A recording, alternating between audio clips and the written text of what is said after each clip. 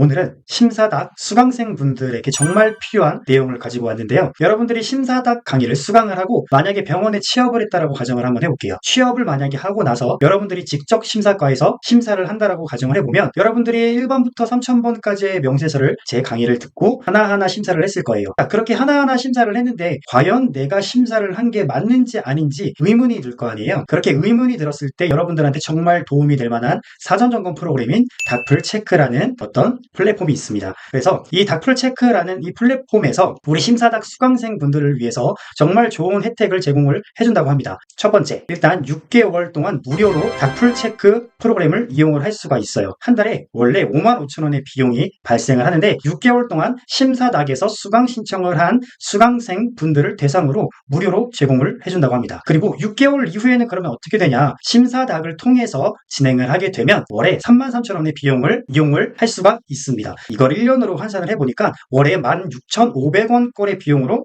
이용을 할 수가 있네.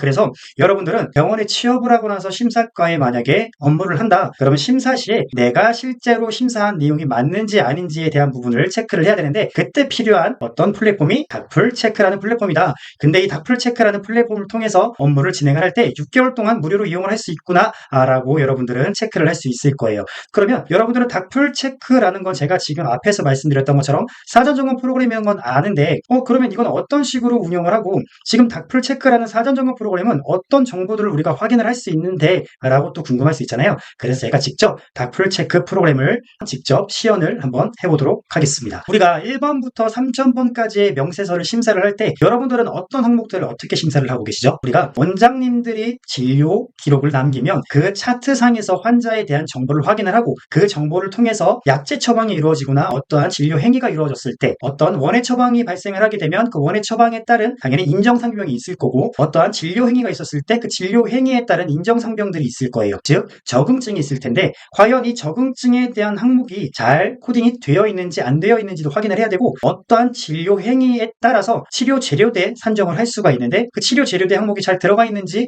안 들어가 있는지도 여러분들이 체크를 할 거고요. 그 다음에 어떠한 진료 행위에 대해서 줄다리 특정 내역 기재가 우리 심사 기준상에서 필수인데 그런 줄다리 특정 내역이 잘 기재가 되어 있는지 안 되어 있는지도 여러분들은 하나하나 심사하면서 확인을 할 거예요. 하지만 우리는 사람이기 때문에 결국에는 명세서 하나하나 꼼꼼하게 심사를 한다고 해도 당연히 빠질 수밖에 없을 거예요. 어떤 게? 그 적응증에 해당하는 상병이. 자, 그러면 적응증에 해당하는 상병이 만약에 누락이 됐다. 그럴 경우에는 우리가 어떤 상황들이 발생할까요? 우리가 청구를 건강보험 심사평가원에다가 청구를 했을 때 당연히 인정상병이었기 때문에 삭감이 될 거고요. 그러면 그 삭감이 된다라는 건 삭감 이후에 우리가 권리구제할 수 있는 제도인 이의신청을 통해서 정산을 받을 수 있지만 이로 인해서 우리가 불필요한 어떤 노동을 또 해야 된다는 거죠. 그렇기 때문에 업무의 어떤 불필요함을 제거하기 위해서 이런 닥플체크라는 사전점검을 통해서 빠져있는 상병들을 확인을 하고 그 다음에 줄다리 특정 내역이 빠져있으면 역시 마찬가지로 확인을 해서 다시 한 번 더 기재를 해서 완벽한 명세서를 만들고 그 다음에 청구 송신을 함으로써 삭감이 이루어지지 않고 삭감 예방을 통해서 우리가 불필요한 업무를 줄일 수 있다. 그게 닥플체크라는 사전점검 프로그램을 사용하는 이유 중에 하나예요. 그래서 제가 한번 여러분들한테 보여드릴게요. 자, 이 닥플체크라는 사전점검 프로그램은 일단 우리가 진료비 심사에서 심사 완료가 되면은 우리 심평원에 보내기 전에 진료비 청구 프로그램 통해서 어떻게 하죠? 샘 파일을 만들 거예요. 그러면 그 샘 파일을 만들게 되면 그 만들어진 파일을 통해서 이 닥플체크라는 플랫폼 상에 업로드를 하게 되면 이런 식으로 각각의 항목별로 빠져있는 것들을 안내를 해줍니다. 그러면 우리가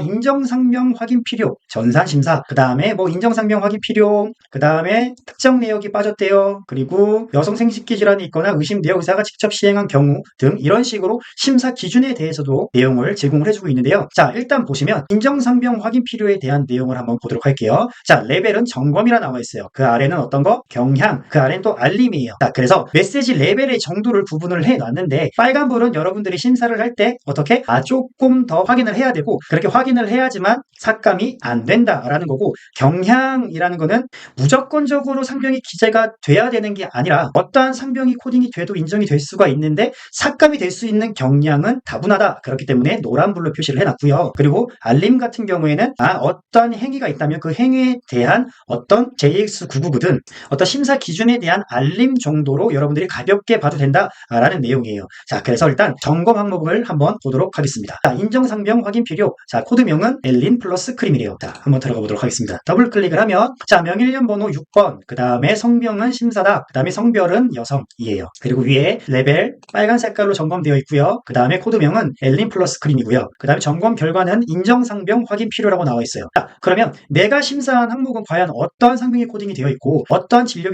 내역이 있는지 한번 보도록 하겠습니다. 자, 진찰료 여러분들 볼 수 있고요. 자, 그리고 외래 환자 의약품 관리를 볼 수 있어요. 외래 환자 의약품 관리는 언제 산정한다? 맞아요. 외래에서 주사제나 경구약 처방을 했을 때 산정할 수 있구나 정도까지 여러분들은 체크할 수 있고요. 그 다음에 질강 처치, 그리고 원예 처방을 보니까 소라신일정, 모사프리뎀정, 엘린 플러스 크림이 있네요. 자, 그리고 상병을 한번 살펴보도록 하겠습니다. 자궁 경부의 염증성 질환, 그 다음에 상세불명의 위험, 그리고 기능성 소화불량, 아급성 및 만성 질염이라는 코드가 나와 있고, 그러면 질강 처치에 대한 부분, 그 다음에 연질 캡슐에 대한 부분, 소라신일정에 대한 부분, 모사프리뎀정에 대한 부분은 모두 다 인정상병이 잘 코딩이 되어 있기 때문에 점검 항목에 뜨진 않았어요. 하지만 점검 항목에 뜬 항목, 약제가 어떤 게 있었죠? 엘린 플러스 크림이 있었어요. 자, 그러면 엘린 플러스 크림에 대한 상병이 누락이 됐다는 거예요.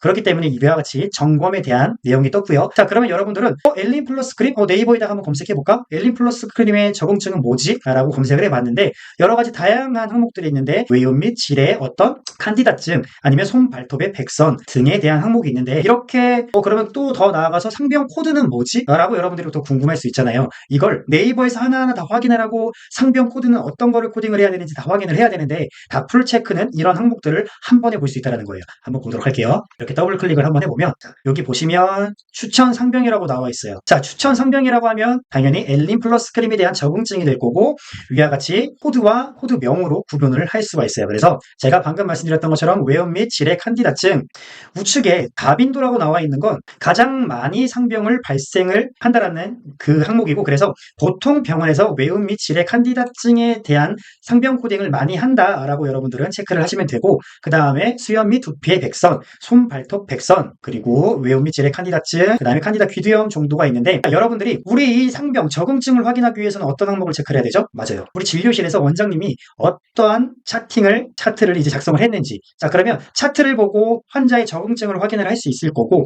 만약에 원장님께서 차트상에 손발톱 백선에 대한 내용을 남겨놨다 라고 하면 여러분들은 다시 우리 EMR상에 있는 프로그램에 들어가서 심사 화면에 B351이라는 손발톱 백선에 대한 상병 코딩을 하면 완벽한 명세서가 되겠죠. 자 이렇게 완벽한 명세서가 된다라는 뜻은 청구를 보내면 삭감을 예방할 수 있다. 그렇게 삭감을 예방할 수 있고 점검할 수 있는 사전점검 프로그램이 어떤 거다? 닥플 체크 프로그램이라는 거예요. 그래서 우리는 사람이기 때문에 반드시 놓칠 수 있는 항목들이 있기 때문에 우리는 이런 식으로 닥플 체크라는 사전점검 프로그램을 통해서 삭감을 예방하고 가고 그 다음에 더 나아가서 우리가 불필요한 업무를 줄이자라는 목적을 가지고 이런 사전점검 프로그램을 쓴다라고 여러분들은 이해하시면 되고 지금 첫 번째 오류 내역은 인정상병 확인 필요였어요. 자 그러면 다른 항목을 한번 보도록 할게요. 지금 보시면 지금 사닥이라는 성별은 남성이고요. 예, 진료를 받고요. 그 다음에 소변검사 했고요. 소변검사 결과 원해 처방, 항생제 처방했고 록소프로펜, 그 다음에 파니틴정, 그 다음에 스파민정 여기도 역시 마찬가지로 엘린 플러스 크림을 처방을 했네요. 자 한번 상병 코딩이 어떤 게 되어 있는지 한번 보도록 할게요. 단순 급성 방광염밖에 없네요. 요 일반 검사를 했구나. 그래서 소변 검사를 통해서 어떤 균이 있는지 없는지 확인을 하기 위해서 당연히 검사를 했을 테고 거기에 따라서 균이 검출이 됐기 때문에 항생제를 처방을 했을 거예요. 이런 항생제 같은 경우에는 특정 내역 기재 필요라고 레벨은 빨간 색깔 점검으로 나와 있어요. 자 그래서 특정 내역 기재 필요 한번 더블 클릭해 보도록 할게요. 자 잠시만요. 자 일반 원칙이래요. 항생제의 일반 원칙 보니까 전반적인 감염증에 사용하도록 되어 있고 하지만 실제 임상에서는 그렇게 사용하지는 않아요. 어떻게? 미생물 배양 및 동정, 그 다음에 약제 감수성 평가를 통해서 항생제를 처방할 수 있다라는 거 여러분들이 일반 원칙에 대해서 일단 인지를 하고 계시면 좋을 것 같고요. 자 그리고 관련 고시 이렇게 사이토신정 같은 경우에는 시플로플록사신 경구제 같은 경우에는 급여 기준이 있구나. 급여 기준이 있다는 건 반드시 여러분들이 특정 내역을 기재를 하든 상병 코딩은 반드시 이루어져야 된다는 거. 자 그래서 한번 급여 기준을 한번 보도록 하겠습니다. 허가사항 범위 내에서 1차 약제 투여로 증상이 호전되지 않는 환자에게 투여하는 것을 원칙으로 하면 자 여기 지금 첫 번째 단서 나와 있죠. 1차 약제를 투여를 했는데 증상이 호전되지 않아서 시프로플록사신 경구제를 처방을 했다라는 특정 내역이 들어가면 심사 시 당연히 인정이 될 거예요. 자 반드시 1차 약제의 어떤 증상이 호전되지 않아서 지금 2차 약제인 시퍼플록사신 우리 경구제를 처방했다라는 특정 내용을 반드시 기재하고 가야지만 삭감을 예방할 수 있구나 정도까지 여러분들은 체크를 하셔야 될 거예요. 자, 그래서 지금 보니까 우리 이 시퍼플록사신 경구제에 JX999 항목이 들어갔지 않아요. 그렇기 때문에 우리는 다시 화면 심사로 돌아가서 JX999의 어떤 거? 맞아요. 1차 약제 투여 후 증상 호전되지 않아 항생제 처방함이라는 코멘트를 남겨주시면 삭감을 예방할 수 있다는 거. 또 다른 거 한번 보도록 할게요. 어떤 항목이 있을까요? 제가 아까 말씀드렸던 것처럼 알림이 있었죠. 이 알림 같은 경우에는 이 해당 복부 여성 생식기 초음파에 대한 급여 기준에 대한 내용을 안내가 되어 있어요. 자, 그래서 알림 보시면 더블 클릭 한번 해볼게요. 기본 정보예요. 지금 이런 식으로 여러분들이 여성 생식기 초음파는 그럼 언제 하는 건데? 즉 적응증이 궁금하잖아요. 적응증을 알아야지 여러분들이 상병 코딩을 할 수 있으니까 위와 같이 이렇게 적응증도 다 명시가 되어 있고 그러면 해당 항목에 대한 부분들을 확인을 하고 상병 코딩을 하면 되겠죠. 자, 그리고 심사 정보를 한번 보도록 하겠습니다. 여기 보시면 관련 곳이 여성 생식기 초음파 검사의 급여 기준이라고 나와 있어요. 이런 식으로. 그래서 일단은 우리 여성 생식기 자궁 또는 자궁 부속기의 이상 또는 이상 유무를 확인하기 위해서 여성 생식기 초음파를 검사를 하는데 그럼 여성 생식기 초음파를 검사를 할 때 과연 급여가 되는지 안 되는지 여러분들이 궁금하시잖아요. 그래서 급여 기준상에서 어떻게 나와 있다?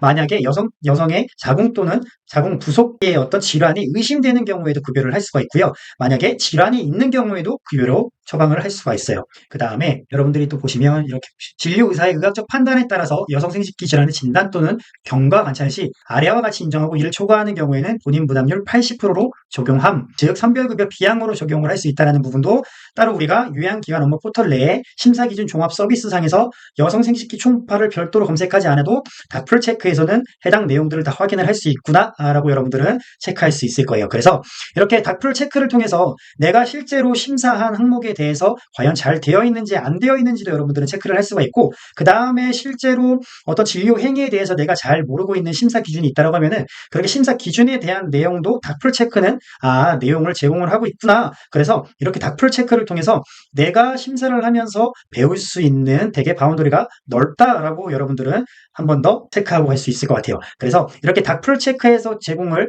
우리 심사닥에다가 제공을 해주고 있는 이런 혜택들을 여러분들이 잘 챙길 수 있도록 제가 한번 이렇게 내용을 전달을 하려고 영상을 찍었고 다음 시간에는 조금 더 나은 내용으로 여러분들한테 인사를 드려보도록 할게요. 안녕.